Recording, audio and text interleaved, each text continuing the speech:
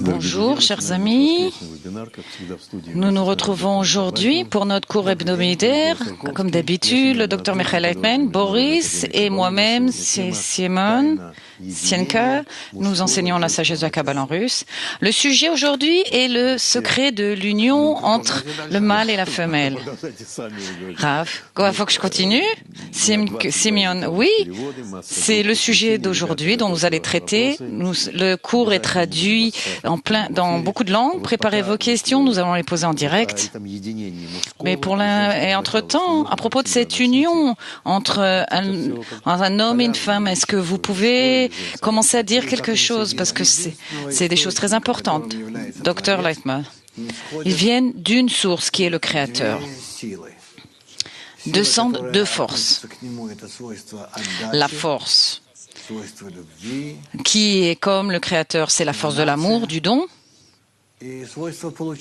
qui est de donner, et la force, la deuxième, la force de réception, qui est artificielle, qui a été créée par le Créateur et qui n'existait pas avant la création. C'est l'attribut de la réception, de le fait d'absorber en soi, qui après s'est transformé en attribut égoïste. Ces deux forces existent comme le plus et le moins entre eux qui existent. Ça existe dans toute la nature, aussi bien dans la nature des mondes spirituels que dans la nature de ce monde. Qu'est-ce que nous sommes obligés de savoir? Ce qu'on doit savoir, c'est que ces deux forces ont été créées. Elles sont vraiment opposées l'une à l'autre. Pour que nous,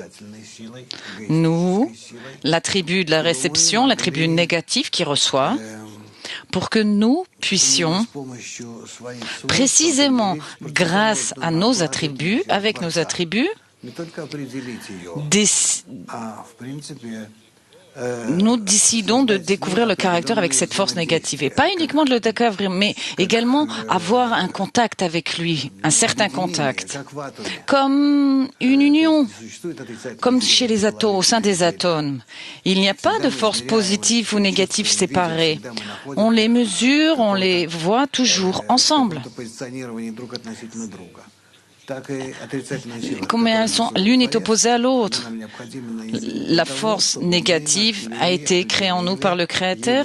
On en a besoin pour que nous puissions le dessiner, pour le ressentir comme étant la force opposée, positive, qui donne. Et c'est comme ça qu'on peut commencer à avoir un certain contact avec lui. Découvrir cela, voir, déterminer, ressentir, se rapprocher ou s'éloigner, bref, voir dans quelle situation on se trouve par rapport à lui. Voir quels sont ses attributs, la possibilité d'absorber ses attributs, bien que nous soyons opposés à lui. Comment nous, en étant opposés à lui, peut-on être son égal? C'est une question pas facile du tout. Bien sûr, la réponse également n'est pas facile. Parce que nous avons ici, il y a beaucoup de choses à dire sur ce sujet. Ce n'est pas uniquement le sens de l'union entre le plus et le moins, entre le Créateur et la créature, mais c'est même pas le sens, je dirais, c'est pas un secret, c'est même découvrir comment la créature qui a été créée opposée à l'opposé se développe et arrive à être dans un état complètement opposé au Créateur et de là commence à ressentir cette situation comme étant nuisible, inutile, insupportable.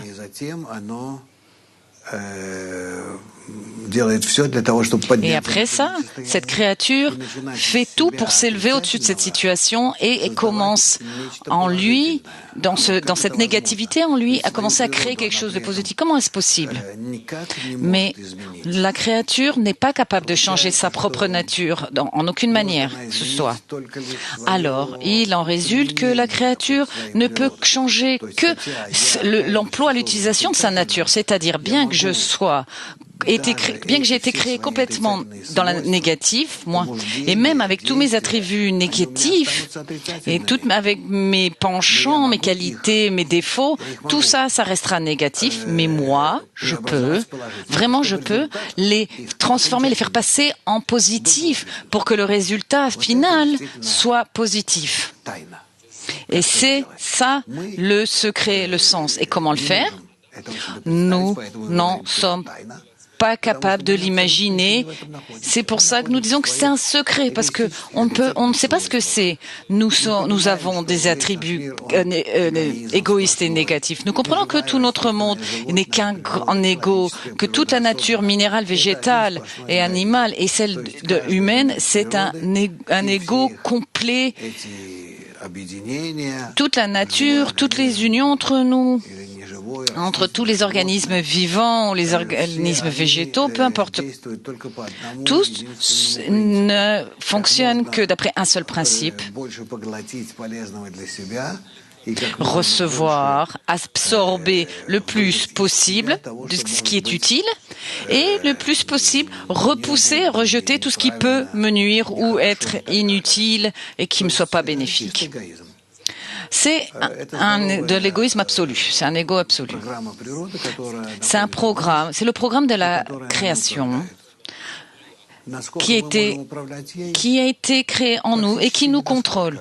Et la question est, est-ce qu'on peut contrôler cette création? Non. Nous sommes en fait, dans notre état,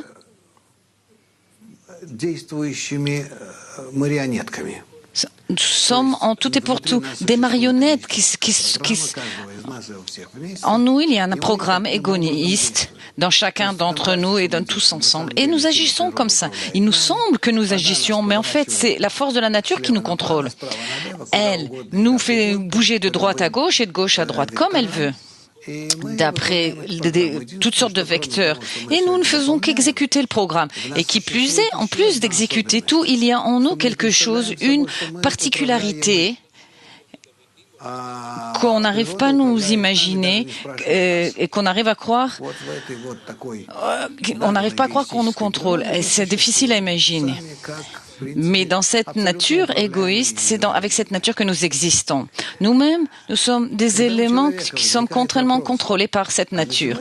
Dès l'instant où, en l'homme, la question apparaît: pourquoi j'existe? Dans quel but? Alors, tout d'un coup, apparaît dans la nature une espèce de dysfonctionnement, un bug. Comment l'homme, qui est complètement contrôlé par la nature, tout à coup se demande qui je suis, pourquoi j'existe et comment. Donc la nature elle-même éveille en l'homme une telle question. Elle lui donne possibilité, lui donne le libre choix de se poser la question de son destin, pourquoi et comment. C'est pas si simple. Et cette question ne s'éveille pas chez tout le monde.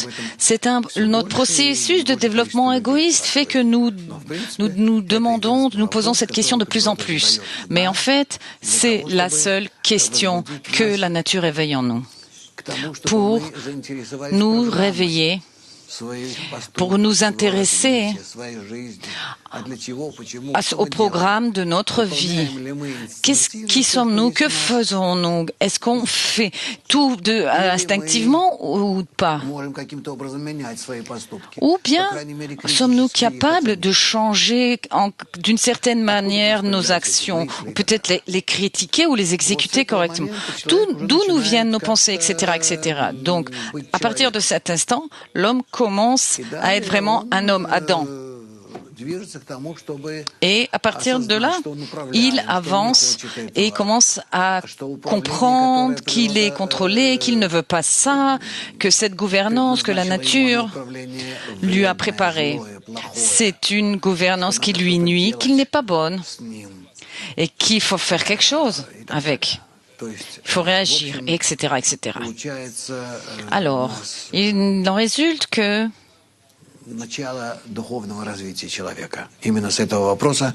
le début du développement spirituel commence par cette question. Pourquoi vivre? Pourquoi je vis?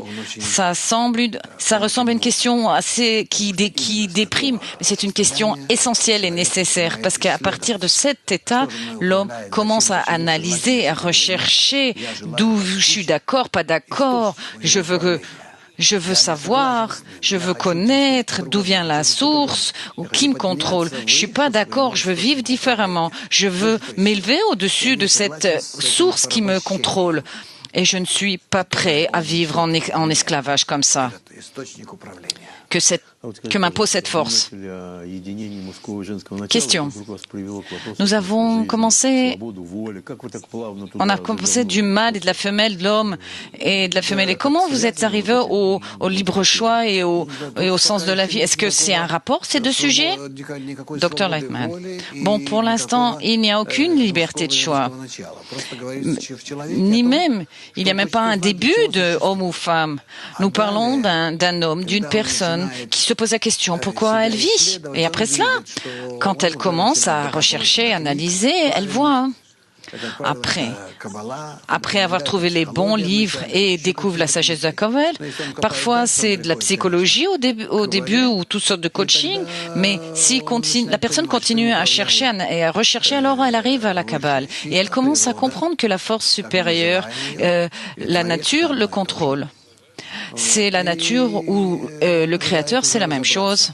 Et alors, une personne veut vraiment comprendre où la nature veut le conduire, pourquoi il existe et comment il est gouverné, comment tout ça marche.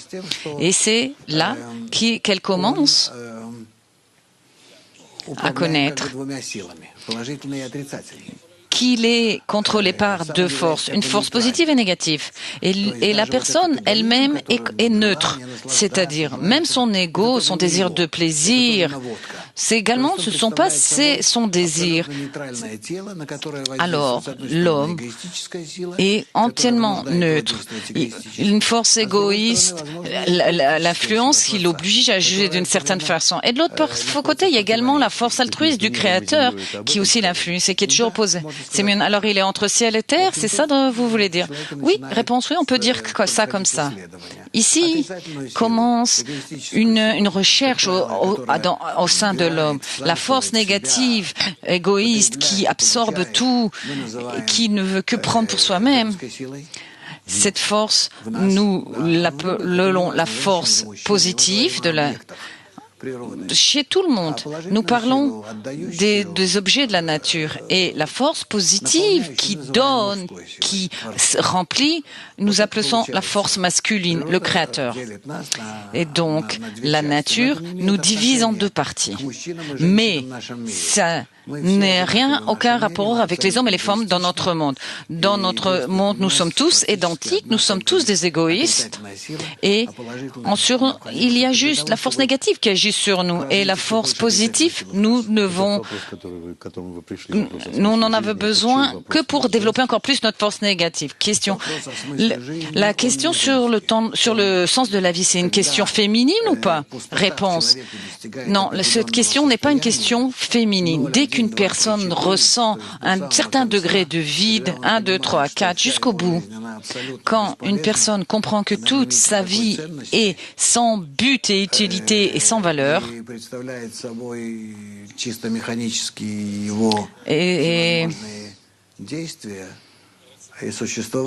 et qu'il ne fait exécuter que des actions mécaniques pour vivre, alors l'homme commence à se poser la question pourquoi? Donc, où? Ça, même si cette action, cette question sort de la force négative et relative à la force positive, c'est déjà une partie de la force du Créateur, une pointe de la force du don qui commence à parler en l'homme. Cette opposition commence à s'exprimer en lui. Simeon, question. Vous avez dit que la créature par rapport aux créatures est comme une femme par rapport à l'homme. Est-ce que c'est correct? Oui, mais je répète. C'est symbolique. Parce que une femme ou un homme, je ne leur attribue pas des attributs différents. Tous les deux sont égoïstes, c'est-à-dire, sauf que l'ego dans une femme s'exprime différemment d'un ego masculin.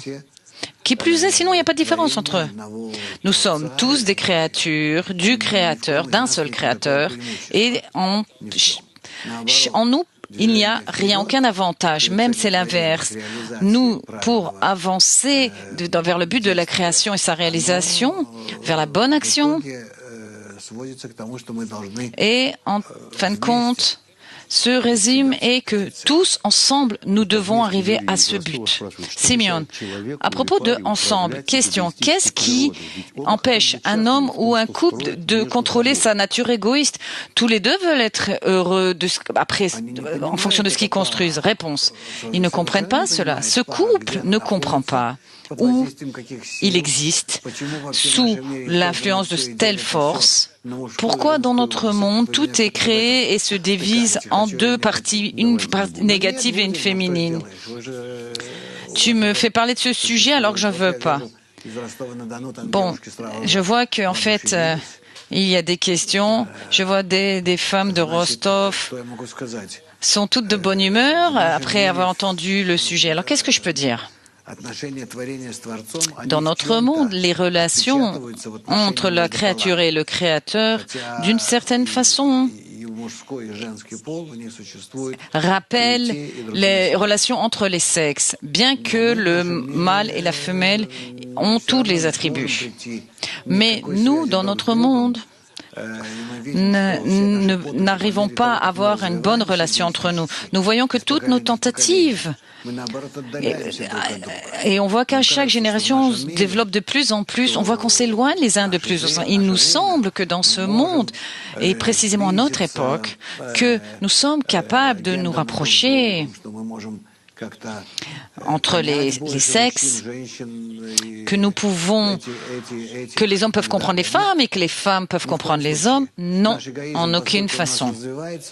Notre ego, parce qu'il se développe en nous, éveille en nous encore plus d'opposition et de rejet. Si par le passé, même il y a environ 100 ans, c'est encore plus évident il y a 200 ans et au cours de toute l'histoire de l'humanité. Les femmes savaient toujours quel était leur destin et les hommes savaient quel était leur destin. L'homme était celui qui devait aller travailler et la femme devait être à la maison, être au foyer. C'est elle qui régnait à la maison et l'homme devait apporter de l'argent pour que la maison puisse se tenir et être en ordre. Chacun comprenait ses obligations et toute leur vie avançait comme ça. Nous le savons. Même les grands-parents donnaient de tels exemples, les arrière-grands-parents. Puis tout à coup, il y a environ 100 ans, tout a commencé à être chamboulé. En fait, c'est même intéressant. Presque dans tous les pays, ça s'est passé. Et il n'y a pas de pays attardé. Certes, la Suède, la Norvège se développent encore plus par rapport qu'aux pays africains. Mais quoi qu'il en soit, nous voyons que ce chamboulement et cette brisure existent chez toutes les familles, dans toutes les familles. Même les plus traditionnalistes et même dans les familles musulmanes ou même les sociétés fanatiques. C'est le programme de la création qui nous conduit à cet état. Quand on n'est plus capable de faire quoi que ce soit, parce que l'ego a tellement grandi que nous ne sommes plus capables, vous savez, de faire que la femme reste à la maison et qu'elle reste assise et qu'elle éduque ses enfants, qu'elle élève et qu'elle cuisine. Et que l'homme, lui, parte travailler et ramène de l'argent. Non, c'est impossible. C'est impossible dans tous les pays. C'est pour ça qu'on se pose la question. Alors, comment continuer à vivre? Et ici, c'est là qu'apparaît la sagesse de la Kabbale pour expliquer quelle est la bonne relation entre l'homme et la femme. Il est impossible d'arriver à une relation comme ça de nos jours, une bonne relation, comme c'était autrefois. Si autrefois nous existions et on pouvait le faire grâce à une psychologie facile à comprendre et qui nous permettait d'être toujours en contact les uns avec les autres et d'être en équilibre. Ça, c'est ce qu'il y a à la femme, c'est ce qu'il y a à l'homme, ce qu'ils ont en commun. 1, 2, 3, 4. Quoi? En principe, chaque famille répétait l'exemple qu'elle avait connu, reçu des milliers d'années. Tout était clair. Alors que maintenant, tout ça, non. Les relations, les contacts sont évanouis. L'homme ne veut plus rester à la maison, ne veut plus d'enfants, même si pour elle, c'est la chose la plus naturelle qui soit, son instinct maternel. Cet instinct ne fonctionne plus. Ok, elles vont peut-être peut-être 2 enfants maximum. C'est déjà considéré comme famille nombreuse.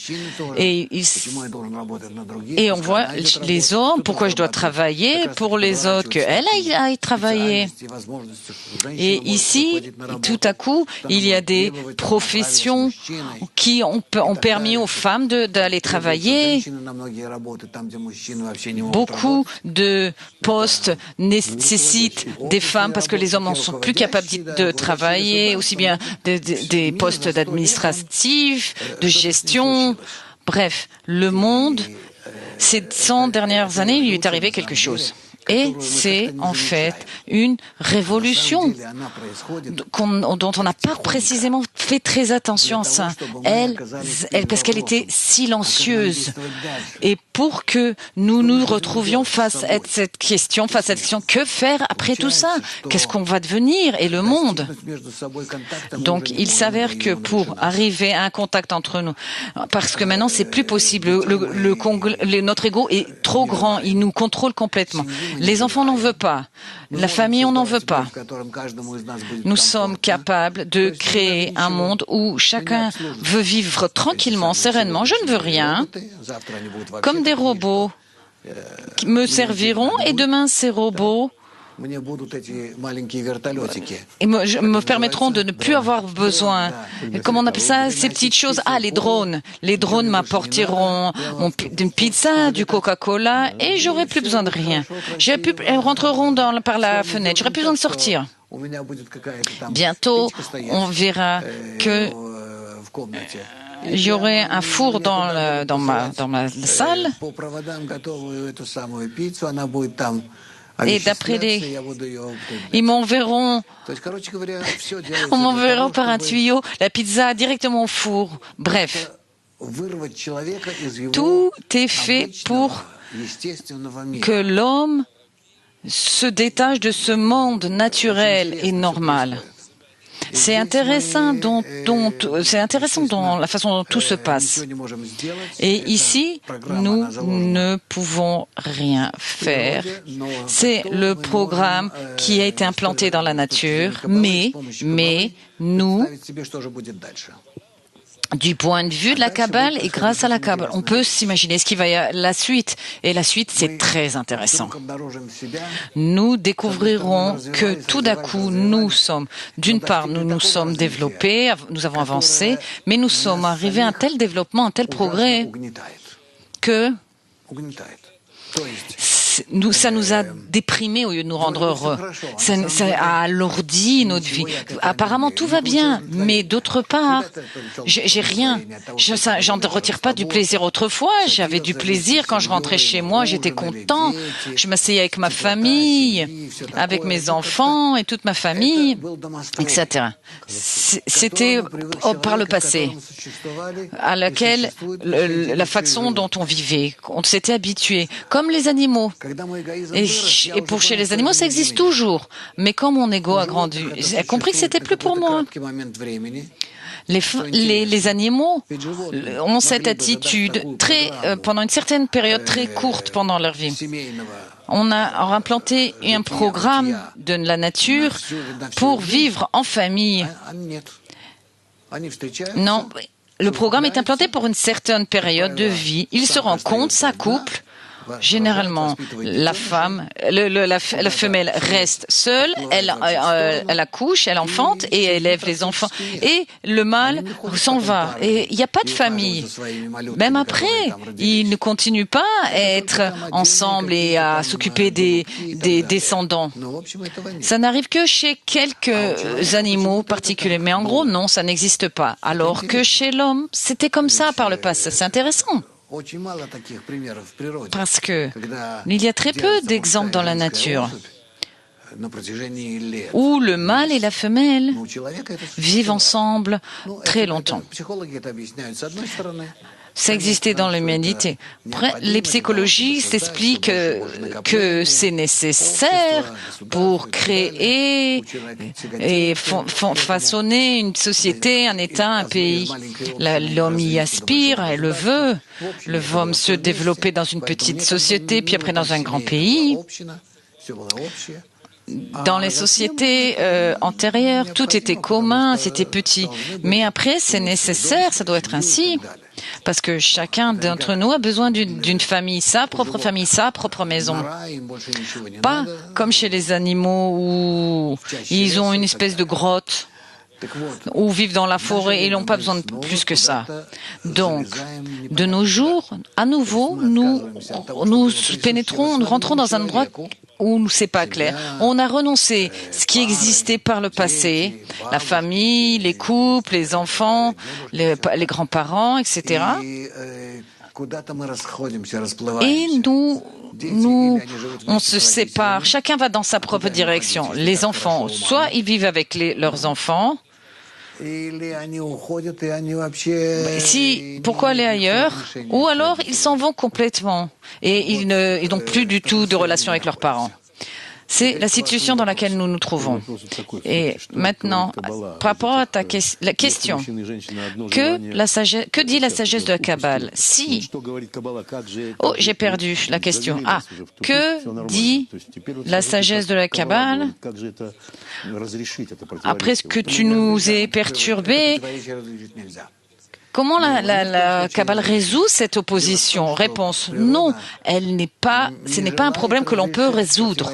Le fait est que la nature ne veut pas se débarrasser des oppositions. Au contraire, elle nous pousse à être dans de tels états d'opposition dont on ne pourra pas sortir. Soit on se tue, on s'entretue, soit on s'élève au prochain niveau, au-delà de notre nature. Simeon, alors quoi? La nature, elle nous fait pression pour qu'on sorte de soi-même? La nature nous montre que c'est une méthode pour sortir de soi-même et nous dit que on ne peut plus exister égoïstement. L'ego nous contrôle et c'est pas dans notre intérêt. Il faut faire quelque chose. Il faut que ce soit toi qui le contrôle.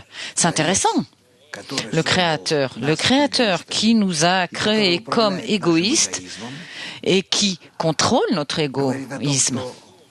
C'est lui qui dit que le temps est venu, mes petits poussins, de sortir, de déployer vos ailes et sortir du nid. Je veux vous donner, transmettre des forces qui vous permettent de contrôler vous-même, que vous puissiez vous contrôler, pour que vous puissiez par vous-même et de vous-même devenir et contrôler votre vie.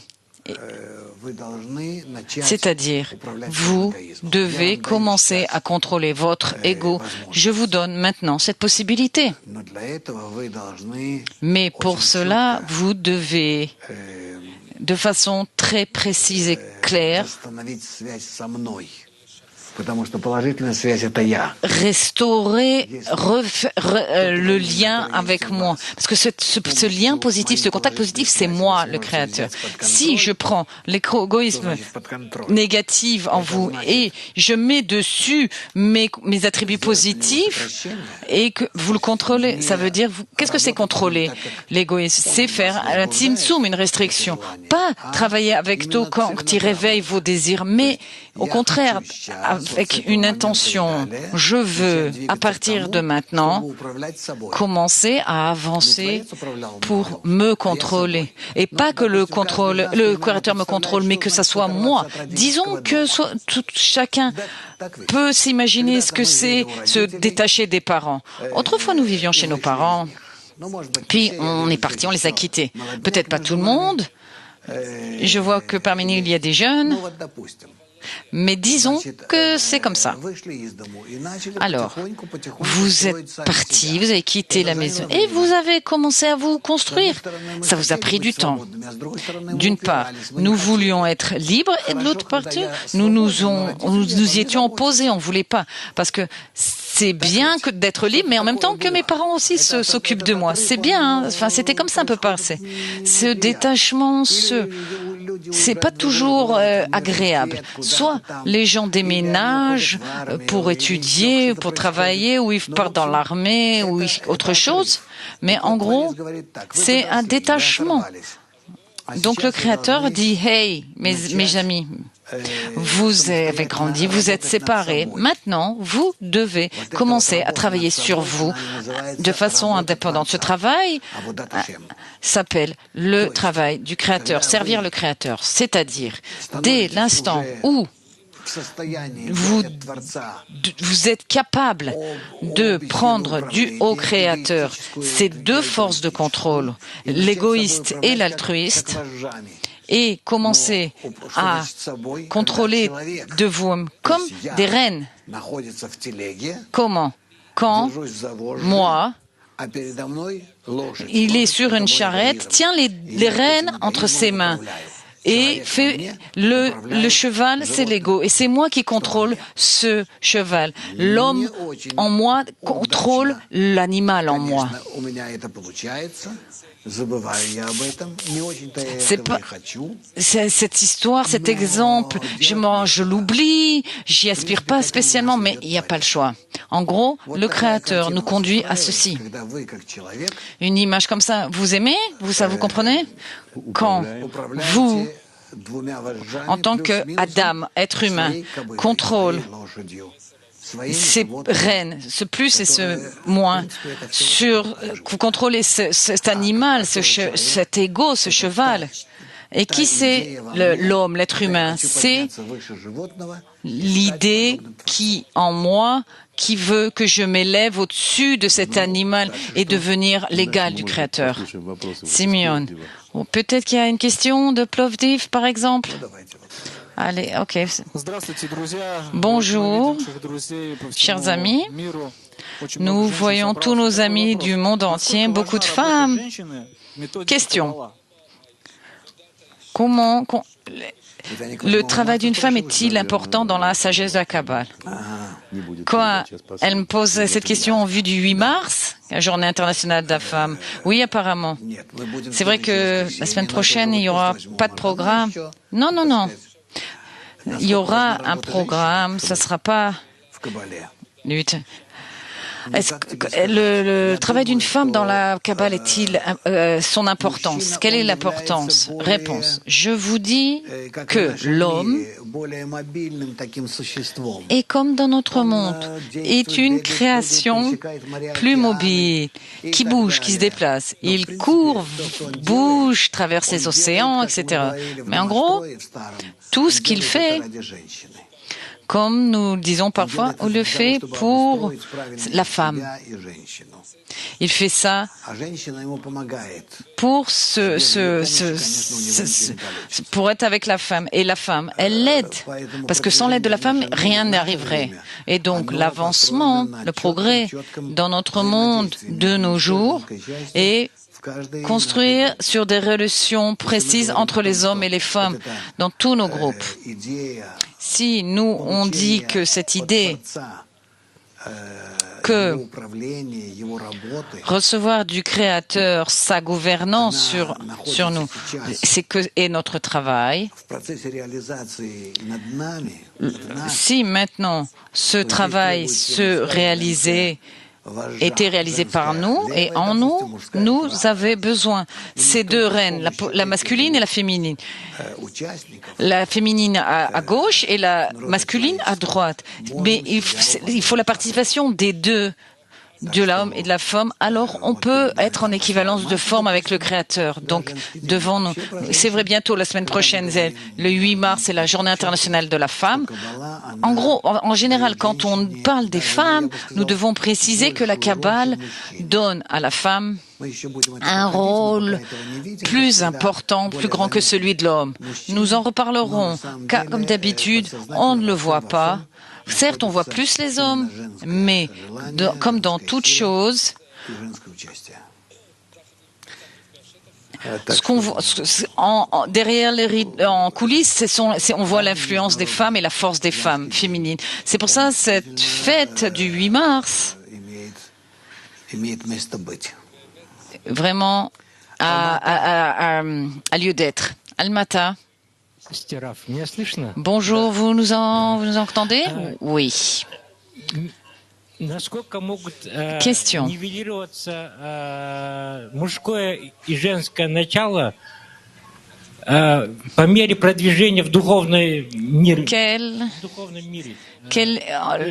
Le sujet de masculin et de féminin s'annule dans le développement spirituel. Est-ce qu'il s'annule? Est-ce qu'il s'efface? Réponse. Non. Aucune différence ne s'efface et ni ne s'annule, mais l'inverse, elles augmentent. Tout devient encore plus grand, plus opposé de plus en plus. Mais uniquement s'ils s'éloignent l'un de l'autre, nous pourrons les comprendre, mieux les comprendre et les inclure dans l'autre. Et imaginez-vous, vous avez un plus et un moins, et au milieu un moteur. Si le plus, c'est 500 volts, et le plus et le moins sont ensemble, c'est à plus de voltage, c'est déjà un moteur plus sérieux. Nous devons comprendre que la tension entre nous, qui augmente, entre notre partie féminine et masculine, les femmes vont demander de plus en plus et elles vont commencer à crier ce qu'elles pensent qu'elles méritent, et les hommes, comme d'habitude, nous allons fuir nos responsabilités, mais en fin de compte, la nature nous forcera à nous servir de nos forces correctement pour que la tension soit utilisée de façon optimale, ce moteur, pour qu'il travaille correctement, fonctionne correctement pour nous, vis-à-vis de nous et pour tout le monde. Ne pensez pas que nous avancerons vers une situation où il y aurait un rapprochement entre nous. En fait, nous avançons vers une grande explosion et bien un plus grand éloignement. De nos jours, nous commençons à le voir que les femmes demandent à être traitées à égalité au travail. Ça n'existe pas encore partout dans la réalité. Et toutes sortes de représentantes au Libyen, dans le département. Mais bientôt, ça va être moitié-moitié entre les hommes et les femmes. Il va falloir donner aux femmes cette possibilité d'avancer, parce qu'on va commencer à comprendre que dans la nature, il n'y a pas de plus sans moins ni de moins sans plus. Et donc, nous devons constamment aspirer à l'équilibre entre la partie masculine et négative. C'est pas pas uniquement physique dans notre vie au travail. Non, c'est dans tout. Vous verrez bientôt, même à notre époque, des professions et où il n'y avait rien, où il n'y avait pas de femmes. Et vous verrez à quel point bientôt les femmes occuperont ces postes, ces emplois. Et elles travailleront à la place des hommes. Et on n'a pas le droit de regarder en arrière. Nous devons juste comprendre que la tendance est comme ça. Et donc, nous serons prêts. C'était premièrement. Deuxièmement, nous devons apprendre que c'est pas la chose la plus importante de donner une égalité entre l'homme et la femme. Le plus important, c'est de trouver que du côté, la bonne attitude, cette tension entre nous, ce moteur qu'on peut allumer, démarrer ensemble. Que moi, quand je suis en contact avec une femme, que ça disjoncte pas et que les plombs ne disjonctent pas entre le plus et le moins. Donc il faut une tension positive et saine et nous devons apprendre comment. Mais quelle est la bonne tension, ce qui pourrait faire marcher? Je vais vous le dire. C'est peut-être trop pour vous, mais c'est la seule chose. C'est découvrir le Créateur, c'est atteindre le Créateur. Quand l'homme et la femme ont le bon contact entre eux et travaillent correctement entre eux, ils atteignent le Créateur. Entre eux. C'est le principe, l'essence de notre développement. C'est même la source de notre développement, c'est la raison de notre développement. C'est comme ça que nous le voyons de nos jours. Donc, les gens qui comprennent cela, disons vous, parce que vous écoutez déjà ça, où est-ce que tout ça, ça va nous conduire? Nous devons être contents.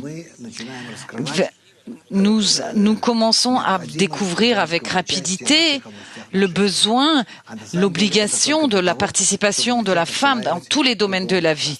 Et tout ça, c'est pour commencer à connaître l'espace spirituel. Simeon, donc vous avez dévoilé le secret de l'union entre l'homme et la femme, le moteur. Réponse, oui, le moteur entre nous, c'est le Créateur que nous construisons entre nous. Comme lui nous a créés de haut en bas, nous, en nous unissant, en nous construisons, le trouvons, le définissons et le déterminons entre nous.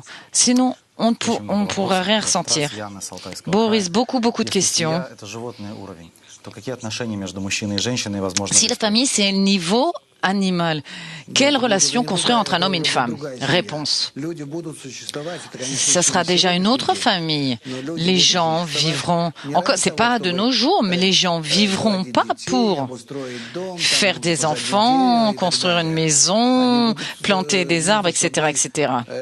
Mais ils se connecteront précisément en fonction du principe spirituel. Ça sera l'essence de l'union entre un homme et une femme.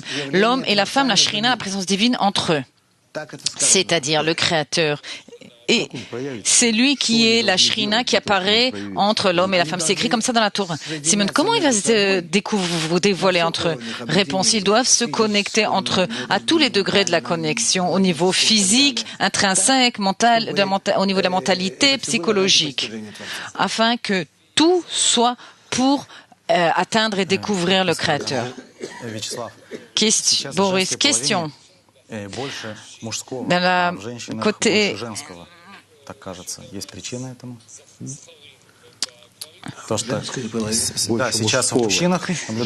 Est-ce qu'il y a des... Chez les femmes, il y a beaucoup d'hommes et chez les hommes, il y a beaucoup de femmes.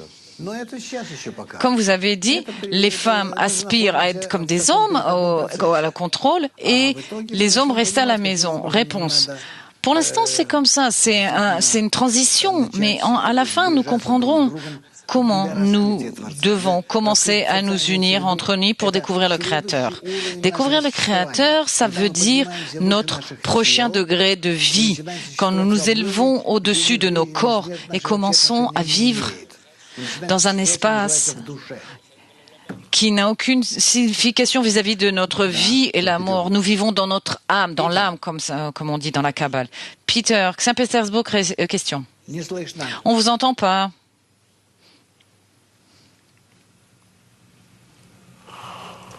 On n'entend toujours pas.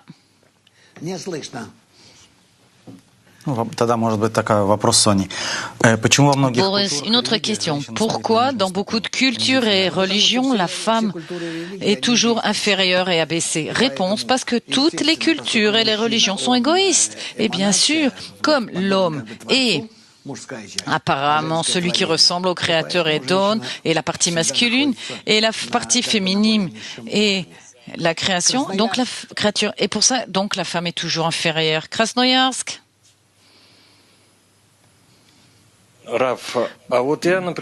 Question. Je pense que les femmes ont plus de droits que les hommes. Au niveau, par exemple, le fait de pouvoir mettre au monde, elle décide de tomber enceinte ou pas, elle ne demande rien à l'homme. Réponse, nous ne parlons pas des droits.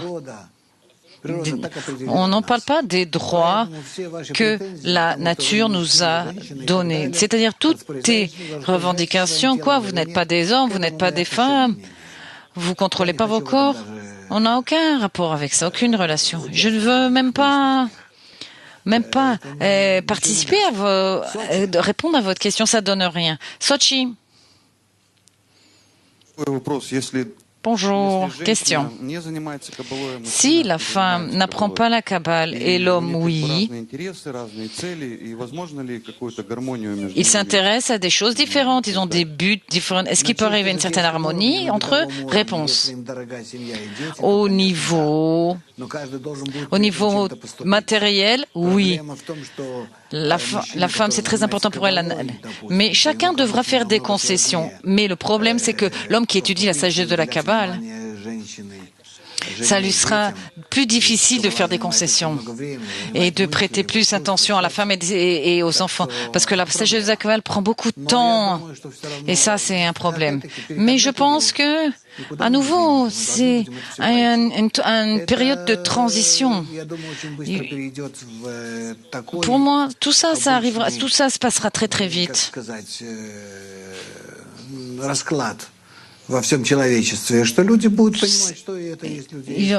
Tout reviendra. Les gens commenceront à revenir à l'ordre comme d'habitude. Les gens commenceront à comprendre que tout ça. Même dans les familles, il y a rien, il n'y a pas de choses très claires. Peu importe que l'homme la nuit se lève pour aller écouter des cours ou va à certaines activités, il y a quelque chose, c'est différent des autres familles. De nos jours, toute famille est différente et a ses propres intérêts. Tbilissi. Bonjour. Question. Quand l'homme et la femme commencent à étudier ensemble la Kabbale, qu'est-ce que considérer? Comment s'entraider? Qu'est-ce qu'il faudrait éviter? Réponse. Je ne pense pas que quand on commence à étudier les Kabbale, immédiatement, ils pensent à s'entraider. Chacun vit ses propres états et situations. Ça prend beaucoup, beaucoup de temps, des mois et des années. Puis, ils commenceront à comprendre qu'il y a peut-être une place pour une étude commune ou faire des efforts spirituels communs.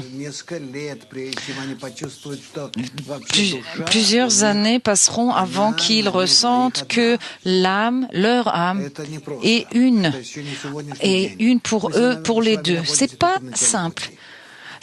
On n'en est pas encore prêt maintenant. Nous sommes juste au début du chemin. Donc, c'est mieux de ne pas se déranger. C'était le premier point. Chacun a son propre développement au début. Tu es une femme, tu comprends que les enfants, par exemple à 3 ans, ne sont pas capables de jouer ensemble. Ils jouent seuls, avec leurs propres jouets. Ils n'ont pas envie de jouer ensemble. Et si tu lui proposes de jouer avec d'autres enfants, il ne comprend pas. Il n'a pas encore en lui la sensation claire que le groupe, l'environnement, autrui, c'est la même chose dans l'étude de la Kabbale. Quand on commence à étudier cette sagesse, nous ne ressentons pas les autres, nous ne sentons pas l'homme, nous sommes complètement plongés en nous. Donc, ne pas se déranger, ni l'homme, la femme, ni la femme, l'homme. Juste essayez, laissez-vous développer jusqu'à un certain point Moscou. Bonjour. Question. Quelle est l'attitude du Rabbach? Quelle était la position du Rabbach sur le sujet de l'homme et la femme? J'ai lu il n'y a pas longtemps un livre relatif à votre professeur. Je l'ai lu, ça m'a pris un jour, ça m'a vraiment intéressé. Est-ce que vous avez parlé avec le Rabash sur le sujet de l'homme à propos de l'homme et la femme? Réponse, non.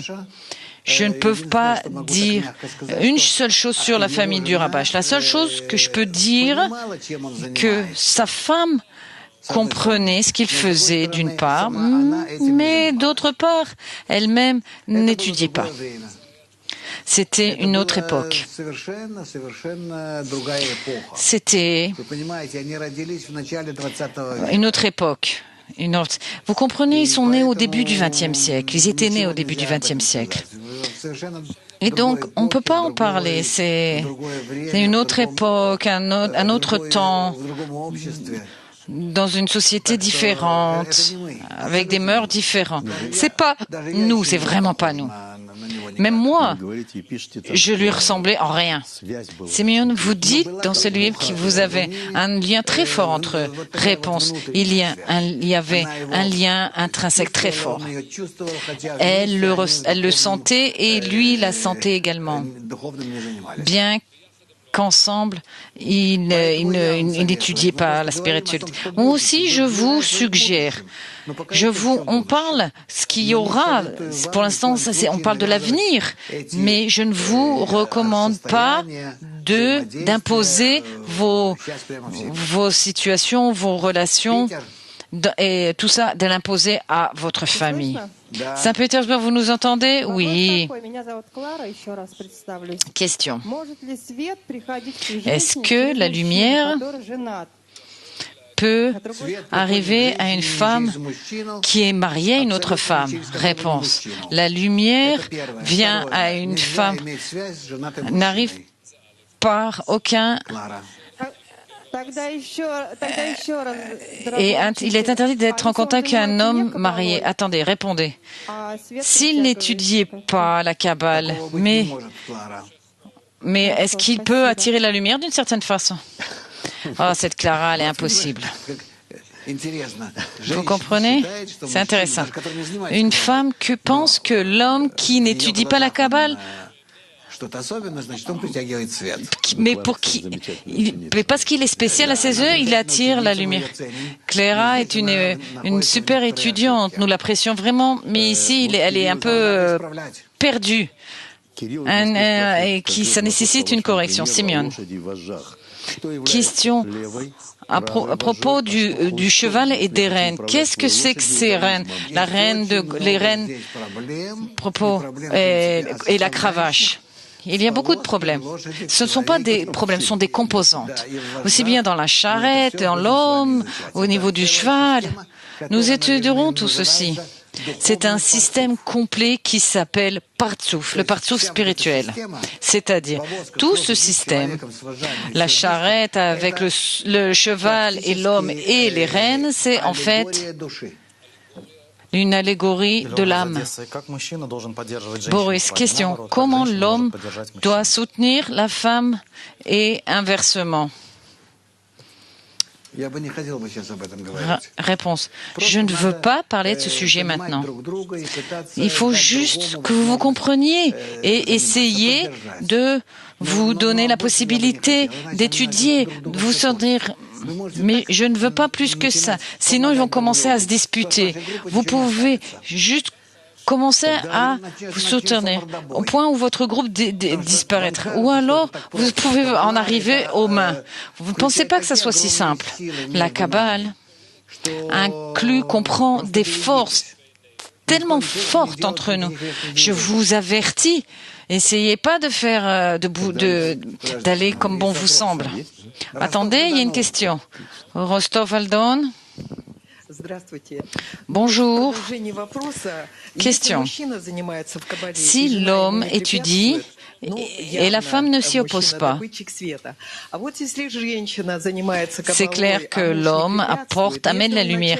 Mais si la femme étudie et que l'homme ne s'y oppose pas, Avant, par le passé, il y était vraiment opposé, mais il a changé. Alors, elle l'influence ou pas? Elle attire la lumière? Réponse. La lumière influence l'homme bien plus qu'un homme influence une femme. C'est clair. Et une femme veut étudier la Kabbale, l'homme, c'est clair, la suivra et vient. Et si l'homme étudie la Kabbale, c'est pas obligé que la femme elle-même aussi étudie. C'est clair pour tout le monde, dans tous les pays, chez tous les peuples. C'est la même chose. Alors, en fin de compte, l'homme est préservé grâce à la femme. Même si ça nous plaît pas, nous, on fait quelque chose. Et en plus, on nous impose une journée des femmes. Il n'y a pas une journée des hommes. La femme pense toujours qu'on lui prête pas assez attention. Attention à elle, veut toujours plus en plus et plus. Donc, quand une femme étudie la Kabbale, elle est capable de conduire, de faire emprunter la famille le bon chemin. Alors que si l'homme étudie, il doit apparemment voler du temps à sa famille, un peu à droite, à gauche, pour pouvoir étudier ce qui l'intéresse le plus. Donc, mesdames, je vous demande, permettez aux hommes d'étudier correctement. Moscou. Bonjour. La question, est-ce qu'il y a l'astrologie de la Kabbale? Réponse, non, il n'y en a pas. Ne continue pas ta question. Il n'y a pas d'astrologie. Il y a juste que la sagesse de la Kabbale. Merci. Aucune astrologie, on ne lit pas la lecture de la carte du ciel. Dans les autres méthodes, oui. Mais n'essayez pas d'attribuer toutes choses à la Kabbale, bien que vous trouverez plein de choses écrites à ce sujet. C'est mieux. Les bracelets rouges, la mystique, le tarot, la méditation. Réponse. Non, tout ça, ça n'existe pas dans la Kabbale. La spiritualité est ce qui se développe dans la personne, en la personne, avec aucun rapport et aucun contact avec les objets, ni avec les étoiles et ce qui est autour de moi, uniquement avec ce qui est en moi. Alors, pour conclure, Boris, plusieurs questions. À quel point l'ego de l'homme est grand? Les femmes ne pourront pas sauver le monde? Réponse. Si les femmes sortent et les hommes se soumettront, et ça toujours. C'est pas en particulier pour l'homme, la journée de la femme. Ce qui est intéressant, c'est que si je suis dans toutes sortes de sociétés, d'environnements, je m'intéresse toujours à ce qui se passe. Comment ça marche chez vous, à la maison? Qui décide, l'homme ou la femme? Oui, c'est bien. Tu as posé cette question au Chili. Oui, j'ai posé cette question au Chili. L'homme m'a dit, bien sûr, c'est moi. Vous avez vu, tu te souviens comment sa femme, elle lui a dit? La femme l'a regardé d'une façon que tout était clair. C'est toujours comme ça existe et c'est comme ça dans toutes les cultures. Tout ça, ça vient de la racine spirituelle, vous comprenez? Donc, je répète, nous souhaitons une bonne fête aux femmes en vue du 8 mars, pour que toute l'année soit comme cette journée des femmes. Et je vous souhaite de donner aux hommes qui prennent la bonne direction et qui n'essayent pas de s'enfuir aux quatre coins de la pièce. Et vous, comme une maman, vous devez les diriger vers le Créateur. Les hommes ont besoin de ceci. Si les femmes ne le font pas, sans les femmes, le monde serait, comment dire, un bac à sable, ou quelque chose comme ça. Un terrain de jeu, avec des jeux, du foot, tout sauf une vie normale avec un développement normal. C'est comme ça. Et donc, les femmes, et plus particulièrement dans la sagesse de la Kabbale, donc, ces 100 dernières années, nous avons vu comment la femme est devenue indépendante et forte. à quel point elle est passée sur le devant de la scène, et à tous les niveaux. C'est parce que nous avançons vers la correction du monde, ou la force de la femme, l'attribut de la femme. C'est très vu, ces attributs sont nécessaires pour le temps. Donc, si vous m'écoutez, alors messieurs, écoutez vos femmes. Et même dans tous les groupes, essayez d'élever, de renforcer la force des femmes. À quel point c'est possible. Nous sommes toujours encore en développement, mais il faut élever les femmes, les faire avancer, essayer de s'en servir, de leur fidélité et leur stabilité pour le groupe. Plusieurs annonces, infos. Il y a des premiers cours, un nouveau cours. Et vous pouvez vous inscrire en d'autres cours. Tout ça, c'est en russe. Toutes les annonces qu'ils vous donnent, c'est pour des cours en russe. C'est de l'étude en russe.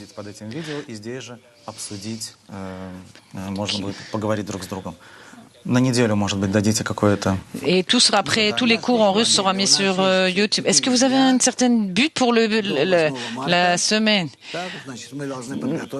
On n'a pas toute une semaine, on a juste de 4 jours jusqu'à la journée de la femme qui est le 8 mars, vendredi.